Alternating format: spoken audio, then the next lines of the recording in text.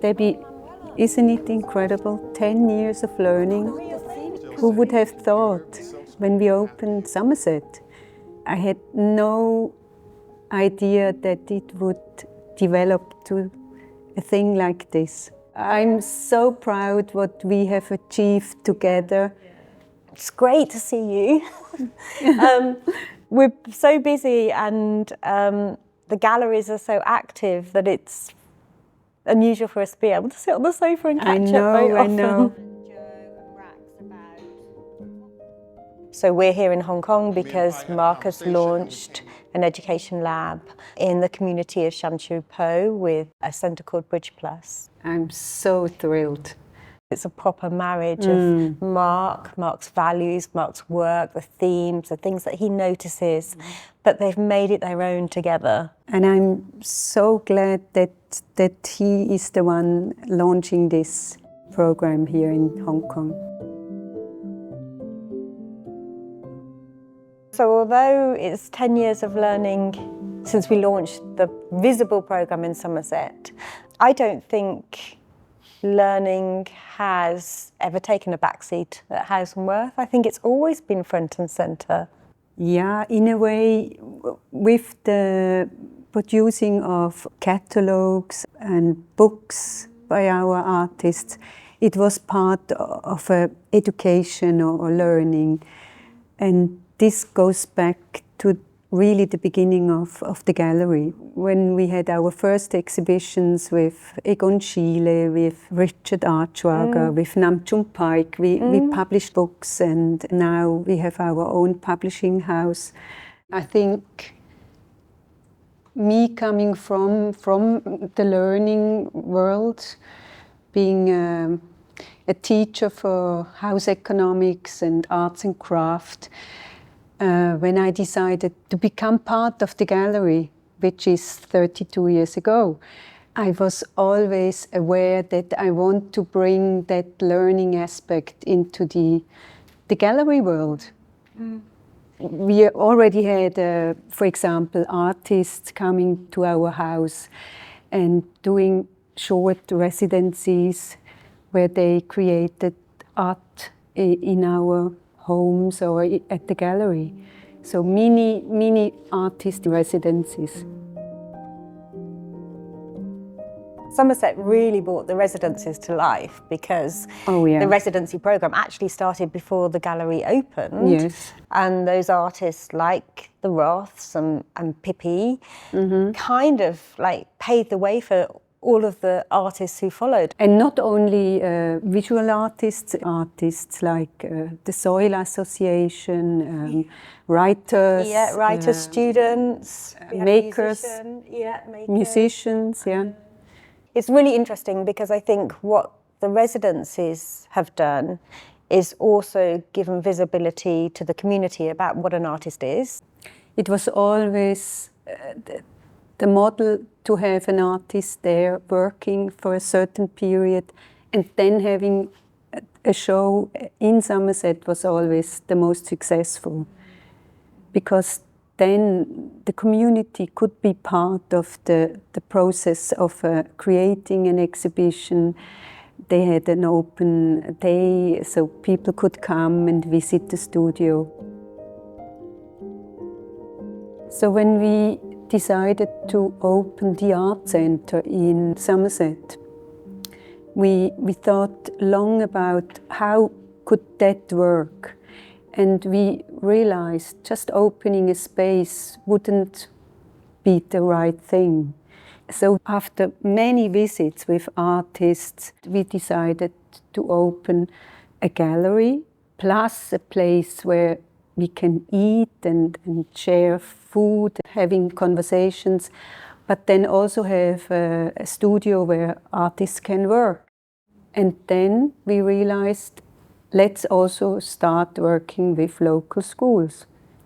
And I think this was the beginning of learning at Hauser Wirth. Yeah. That's when we really defined what it was and what it is. And like you, having a teaching background, it was something that I had that passion for as well. But also we both knew that it wasn't it wasn't the same as what you got in school or university. It had to be driven by what the gallery was and our artists and then speak to those different communities. And what was great about Somerset is we had like 5 schools within walking distance. Absolutely. Which was amazing. Yeah, yeah. And I think, you know, Tuesday to Friday between now and the end of the year, there is a school or university group on site in Somerset every single day. Yeah. Yeah.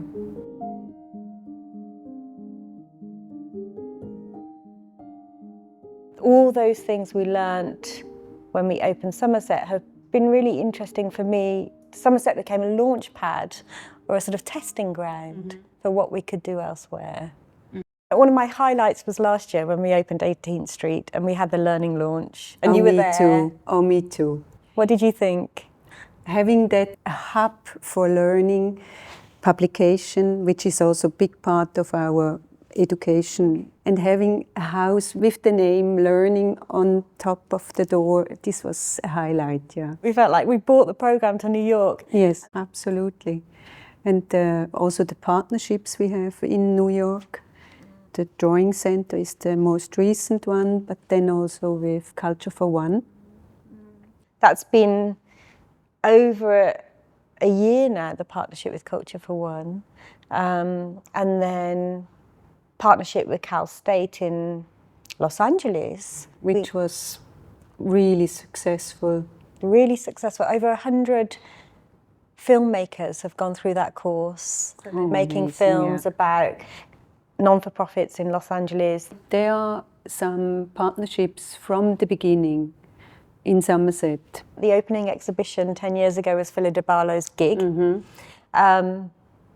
And actually, I was new. I just started the gallery then, and you know, I can remember Philida taking me aside and saying, "You're not in university now, and don't be afraid of talking to our artists." And she said, "Let's have a chat." We were all working it out, and we worked it out through some of those brilliant partnership projects that we initiated at the beginning, like the Bristol Old Vic Youth Theatre Company, who came in with the most dynamic young directors.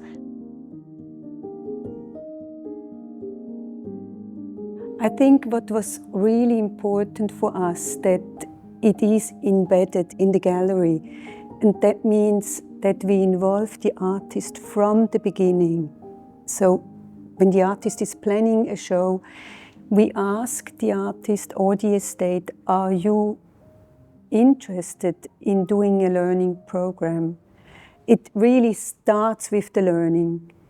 And so many artists, they are willing and very interested to participate, and because for them it's also it's essential that it is embedded. And I think one of the things that I've really learned from our artists as well is how many of them carry their early learning experiences with them and have that desire to give back because something they learned from someone that was so influential on them, or the things that they felt they didn't get. So it really makes it, they're very generous actually, and really enthusiastic about how they can work with learning to reach those people who kind of deserve the opportunities.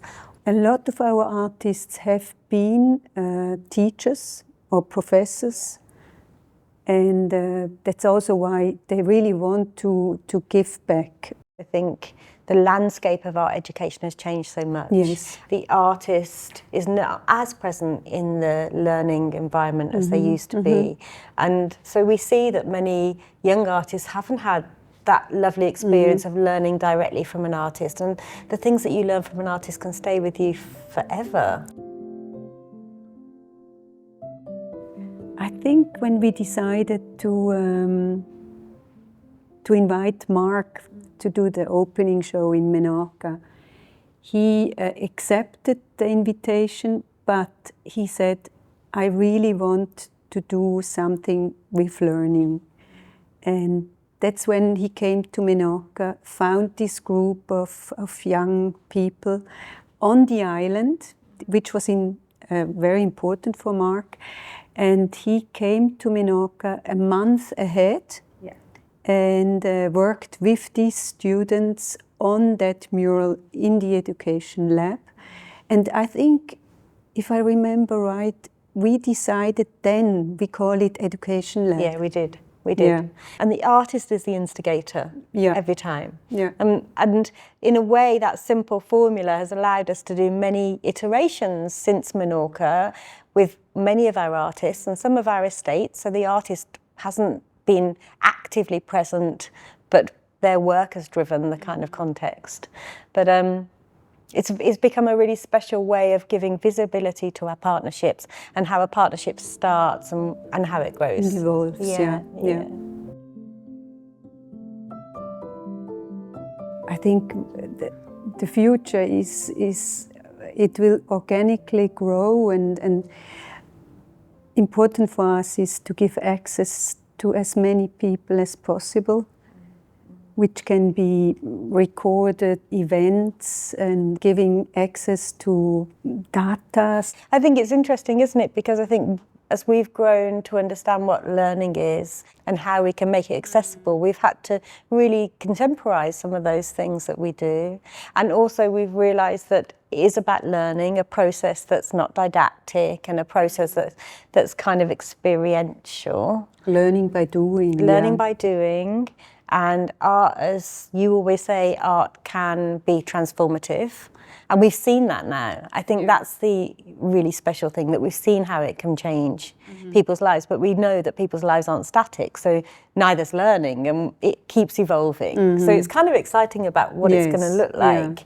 And I love the fact that because it's artist-led, we don't always know what it's going to look like. We have to be really flexible. Exactly. We have to be open, and we do not have to invent anything.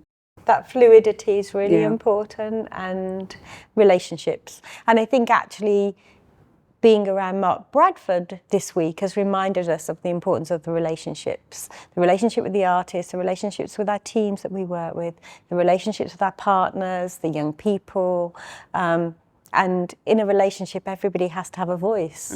So that's been really instrumental, I think, to the kind of future. It's making sure those voices are heard.